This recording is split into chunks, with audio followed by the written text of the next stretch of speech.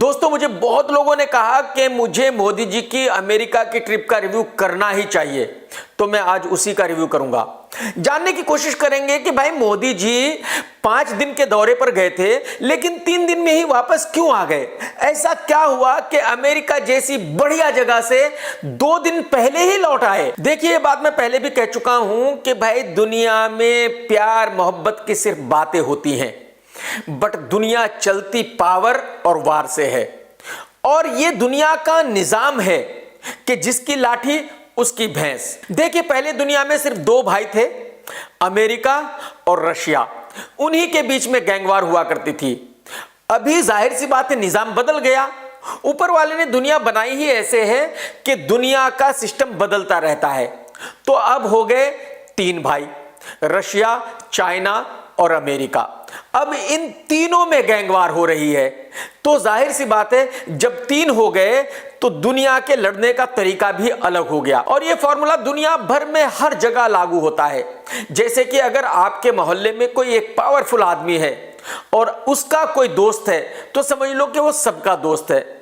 अगर कोई एक सिटी में बहुत ही पावरफुल आदमी है, तो जो उसका दोस्त है वो समझ लो सभी का दोस्त है।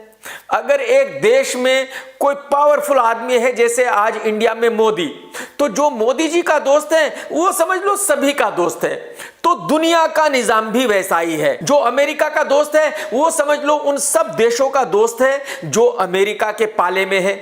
जो चाइना का दोस्त है वो समझ लो उन सब देशों का दोस्त है जो चाइना के पाले में है। जो रशिया का दोस्त है वो समझ लो उन सब देशों का दोस्त है जो रशिया के साथ है। तो जैसे कि मैंने बताया कि पहले 2 भाई थे, रशिया और अमेरिका।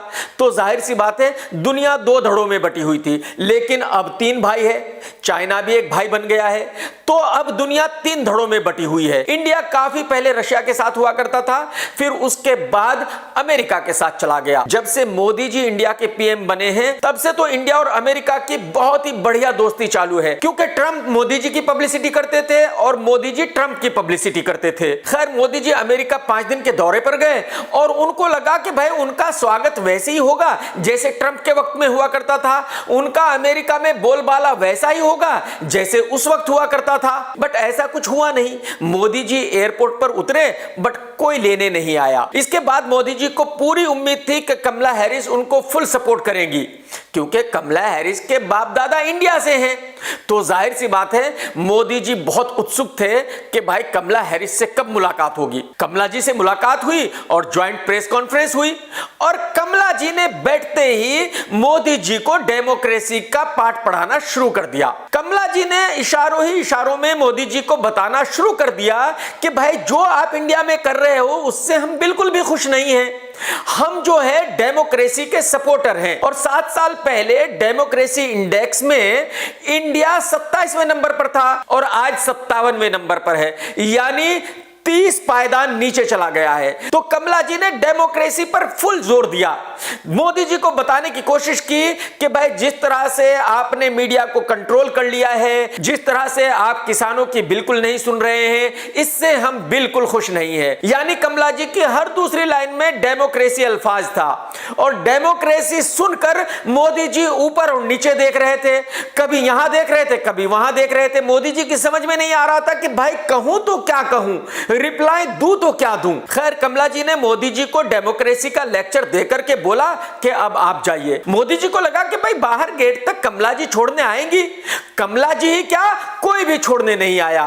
फिर मोदी जी को यह भी उम्मीद थी कि भाई क्योंकि कमला जी के बाप दादा इंडिया से हैं, तो शायद मुझे डिनर पर इनवाइट करेंगी, लंच पर इनवाइट करेंगी, मतलब मेरा अच्छे से स्वागत करेंगी।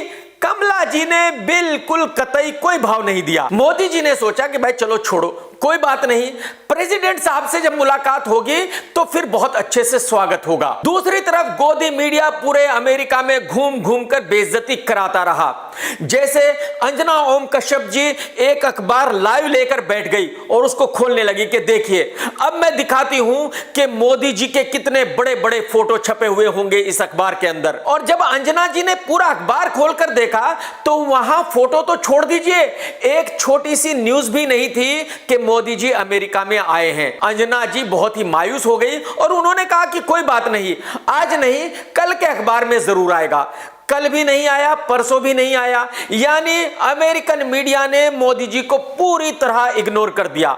अमेरिकन न्यूज चैनल्स ने भी मोदी जी को पूरी तरह इग्नोर किया। उन्होंने बिल्कुल कोई न्यूज दिखाई ही नहीं। और ट्रंप के वक्त में क्या होता था वो तो आप लोगों को पता ही है। स्टेडियम में लाखों लोग आते थे, मोदी जी की जय जयकार होती थी, मोदी जी जहां भी जाते थे रोड पर लाखों लोग खड़े रहते थे, मोदी जी चिल्लाते रहते थे। इस बार ऐसा कुछ नहीं था। खैर, अंजना जी ने सोचा कि भाई अब मैं किसी से पूछती हूं और वो बताएगा कि वो मोदी जी का कितना बड़ा फैन है। तो एक आदमी ऐसे ढोल पीट रहा था, अंजना जी उसके पास चली गई और उससे पूछा कि सर आप मोदी जी के कितने बड़े फैन हैं। उसने कहा कि मैं तो मोदी जी का फैन हूं ही नहीं, मुझे तो पैसे मिले हैं इसलिए मैं खड़ा होकर ढोल पीट रहा हूं। एक दो लोगों से अंजना जी ने और पूछा, उन्होंने भी ऐसे ही जवाब दिए। एक ने तो कहा कि भाई वो मोदी जी को जानते ही नहीं है। इसके बाद अंजना जी बिना परमिशन लिए स्नेहा जी के रूम में घुस गई और स्नेहा जी ने अंजना जी को धक्के मारकर वहां से बाहर निकाल दिया। यानी गोदी मीडिया अपनी भंज पिटवाता रहा और पूरे अमेरिका में अपनी बेइज्जती कराता रहा। खैर, अब मोदी जी की मुलाकात हुई अमेरिका के प्रेसिडेंट से। अमेरिका के प्रेसिडेंट ने भी फौरन मिलते ही गांधी जी का चैप्टर खोल दिया और मोदी जी को समझाना शुरू कर दिया कि देखो भाई, हमें गांधी जी के बताए हुए रास्ते पर चलना है, हमें गांधी जी के सपनों को पूरा करना है, हमें अहिंसा के रास्ते पर चलना है जैसे गांधी जी चले थे, हमें डेमोक्रेसी को मजबूत करना है। डेमोक्रेसी की आपके देश में बिल्कुल वाट लग चुकी है और यह हमें मंजूर नहीं है। अब ये गांधी गांधी गांधी सुन के मोदी जी परेशान। मोदी जी कभी ऊपर देखे, कभी नीचे देखे, कभी प्रेसिडेंट साहब की तरफ देखे, कभी प्रेस की तरफ देखे।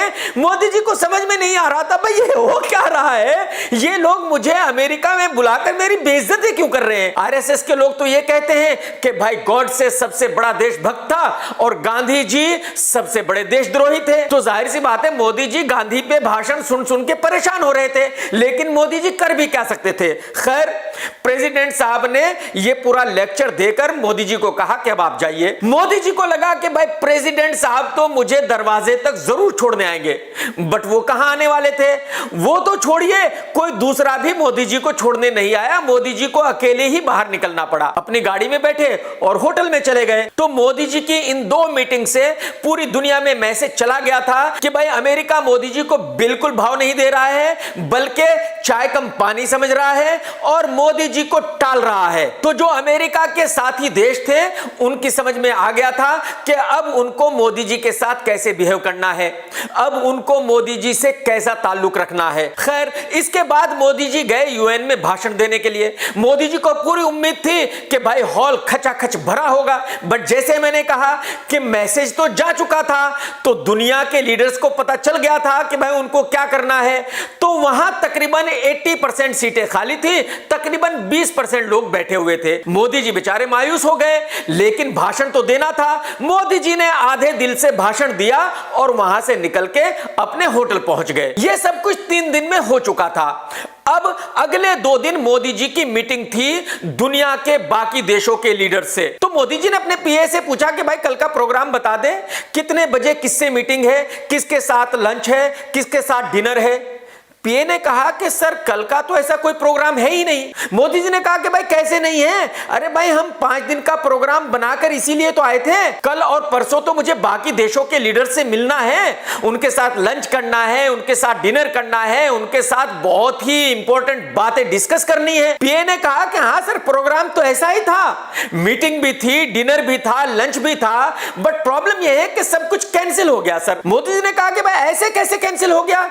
अरे भाई तुम्हें कोई गलतफहमी होगी, मैं मोदी हूं, इंडिया का प्राइम मिनिस्टर हूं, दुनिया में बहुत फेमस हूं, मेरे साथ कोई मीटिंग कैंसिल नहीं कर सकता।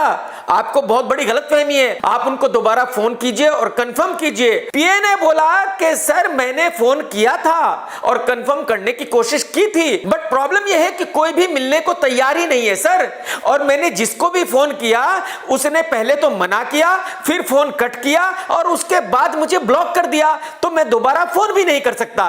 तो सर अगले 2 दिन के सारे प्रोग्राम कैंसिल हो चुके हैं। तो हम ऐसा करते हैं सर कि कल शॉपिंग मॉल चलते हैं और शॉपिंग वगैरह करके आते हैं सर। यहां किसी को नहीं पता सर कि हम आए हैं, ना हमें कोई यहां पहचान रहा है, तो मेरे ख्याल में शॉपिंग मॉल घूमने में कोई दिक्कत नहीं है सर। मोदी जी ने कहा कि भाई कुछ लीडर तो मेरे बहुत खास हैं, जैसे सऊदी का बॉस, इजराइल का बॉस, ईरान का बॉस, कतर का बॉस, वो तो मुझसे मिलेंगे ही। पीए ने कहा कि सर वो भी मिलने के लिए तैयार नहीं है। अब जैसा कि मैंने आपको स्टार्टिंग में बताया था कि अमेरिका तो एक भाई है, तो अमेरिका जिसको अपना दोस्त कहे वो सबका दोस्त, और अमेरिका जिसको अपना दोस्त ना कहे वो किसी का भी दोस्त नहीं। तो जाहिर सी बात है ये सब देखकर मोदी जी बहुत मायूस हो गए और मोदी जी ने कहा कि भाई ऐसा करो, सामान पैक करो और प्लेन निकालो, अपने घर चलते हैं। पीए ने कहा लेकिन सर इंडिया में जाकर क्या कहेंगे?